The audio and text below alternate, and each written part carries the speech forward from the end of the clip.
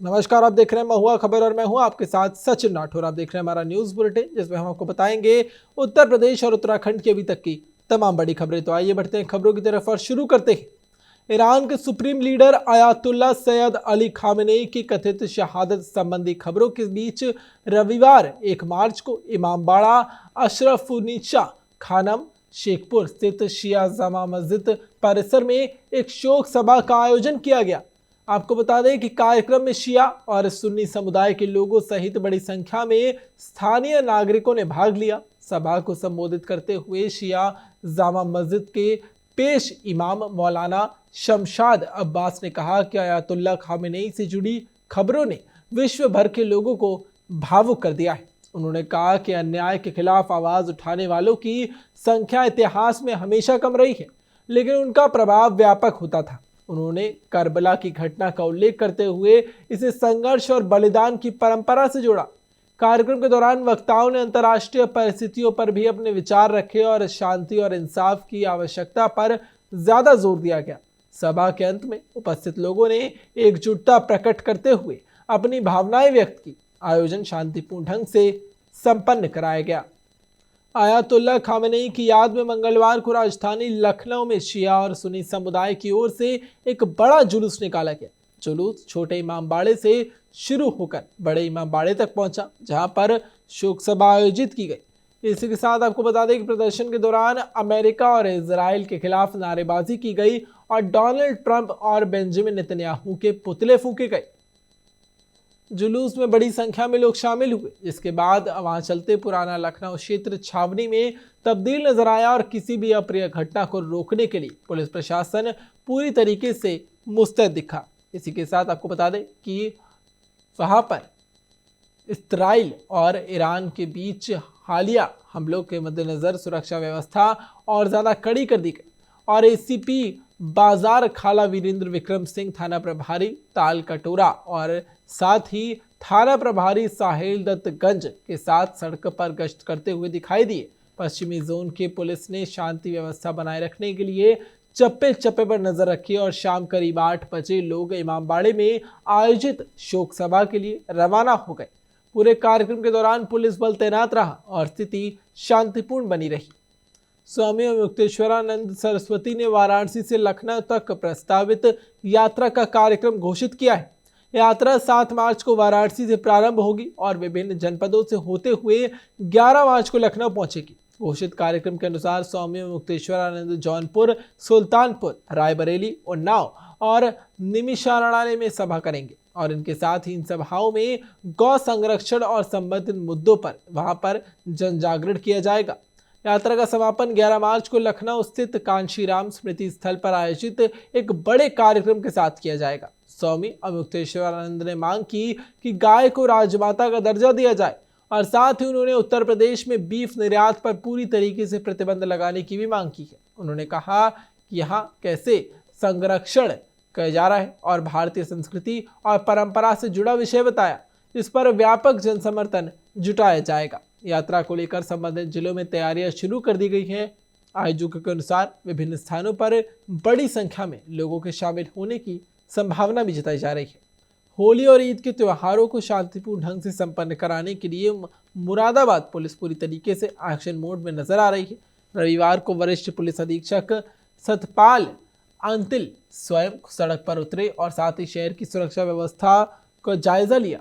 उन्होंने अधिकारियों के साथ संवेदनशील इलाकों में पैदल गश्त कर हालात की समीक्षा की और इस दौरान वहां पर एसएसपी के साथ में एसपी सिटी कुमार रणविजय सिंह, क्षेत्राधिकारी, सीओ, सिटी मजिस्ट्रेट और भारी पुलिस बल मौके पर मौजूद दिखा। जबकि अधिकारियों ने शहर के चिन्हित संवेदनशील क्षेत्रों में फ्लैग मार्च किया और साथ ही स्थानीय लोगों से संवाद स्थापित कर आपसी भाईचारे और सौहार्द के साथ त्योहार मनाने की अपील की। प्रशासन ने जिले को अलग अलग सेक्टरों में विभाजित कर दिया और प्रत्येक सेक्टर में मजिस्ट्रेट और पुलिस अधिकारियों की तैनाती सुनिश्चित की गई। वहीं पर आपको बता दें कि होलिका दहन स्थलों के लिए विशेष प्रबंधन किए गए हैं और हर स्थल पर एक इंचार्ज नियुक्त किया गया है ताकि शांति समितियों का गठन किया जा सके और साथ ही वहां पर ग्राम प्रहरियों को भी सतर्क रहने के निर्देश जारी कर दिए गए। एसपी ने बताया कि राजस्थान पर स्थानीय खुफिया इकाई यानी कि LIU और सोशल मीडिया सेल को हाई अलर्ट पर रखा गया है ताकि किसी भी अफवाह पर तुरंत कार्रवाई की जा सके।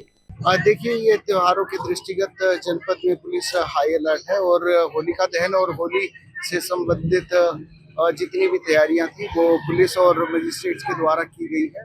हर थाने पर, चौकी पर शांति समिति की मीटिंग की गई है और हर होलिका दहन पर एक इंचार्ज होलिका दहन का गठन किया गया है। वहां पर शांति व्यवस्था और होलिका का जो पूरा आयोजन ही अच्छी तरह से हो सके, इसके लिए एक समिति का भी गठन किया गया है और लगातार पुलिस मूवमेंट में है और हर चीज पर नजर लगाए हुए हमारी LIU की टीम वो भी पूरी तरह से एक्टिव है। सोशल मीडिया भी एक्टिव है और हम लोगों से अपील करते हैं कि आने वाले त्योहारों के इस पूरे टाइम पर वो पुलिस का, प्रशासन का सहयोग करें, जो वो लगातार पहले से भी करते आए हैं।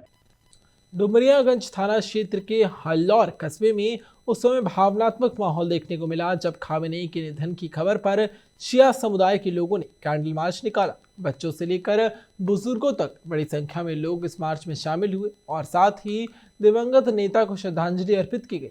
हाथों में मोमबत्तियां लिए लोग शांतिपूर्वक पैदल मार्च करते हुए हल्लौर कस्बे की मुख्य सड़कों से गुजर रहे थे। इस दौरान पूरे क्षेत्र में गमगीन माहौल बन गया और साथ ही समुदाय के लोगों ने एकजुटता दिखाते हुए शोक व्यक्त किया और वहां पर मरहूम नेता के लिए दुआएं की।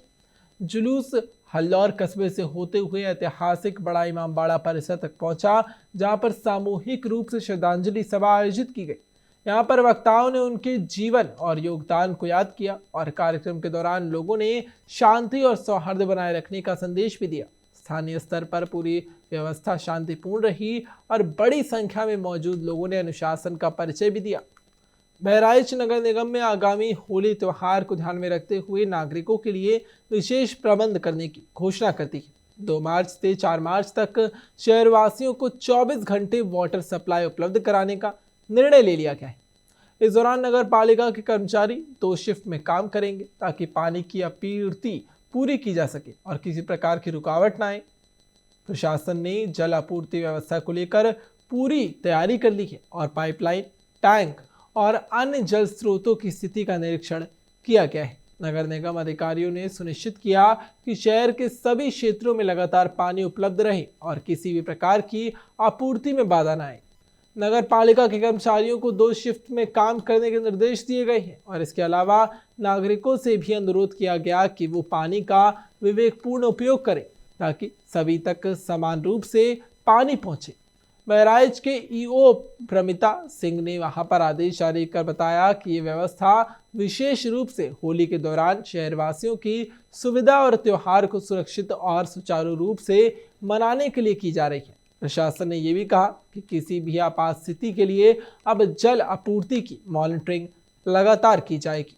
होली के दृष्टिगत हम लोग की जो BC है वो शासन स्तर द्वारा भी हो चुकी है और शासन के अलावा निदेशालय स्तर से भी हमारी BC संपन्न हो चुकी है। होली के दृष्टिगत जो 20 नलकूप हैं, 20 नलकूपों पे पानी संचालन की प्रॉपर व्यवस्था की जा रही है। सभी नलकूपों पर जनसेट की भी व्यवस्था करा दी गई है। इनकेस अगर बिजली की या किसी प्रकार की दिक्कत होती है तो वाटर सप्लाई न बाधित हो। इसके अलावा 128 होलिका दहन स्थल हैं, उनकी भी साफ सफाई, चुनाकारी, ये सभी काम कर लिए जाएंगे। सभी मेजर जो रूट्स हैं उन पर अगर कहीं पे गड्ढे हैं तो उन सबको भी सही कराया जा रहा है। ईद के दृष्टिगत ईदगाह की जो मेन रोड है उसका भी टेंडर कर दिया गया है। ईद से पहले वो भी रोड बन जाएगी और वाटर सप्लाई भी हमारी कल से 24 घंटे, 2 तारीख से 24 घंटे कंटिन्यू 2, 3, 4 तारीख को लगातार अनवरत चलती रहेगी। तो होली के दृष्टिगत तो वैसे हम लोग 24x7 वाटर सप्लाई भी करेंगे और कोई भी दिक्कत होने पे मेरे CUG पर भी संपर्क किया जा सकता है।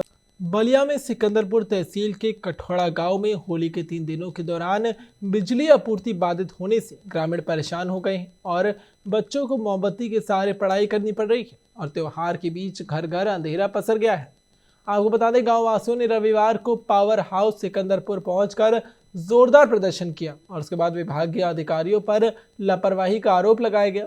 जब अधिकारियों की सुनवाई नहीं हुई तब ग्रामीणों ने क्षेत्रीय कार्यक्रम में जा रहे प्रदेश के अल्पसंख्यक कल्याण, मुस्लिम वक्फ और हज विभाग मंत्री दानिश आजाद अंसारी का काफिला रोककर अपनी समस्याएं सीधे उनके सामने रख दी।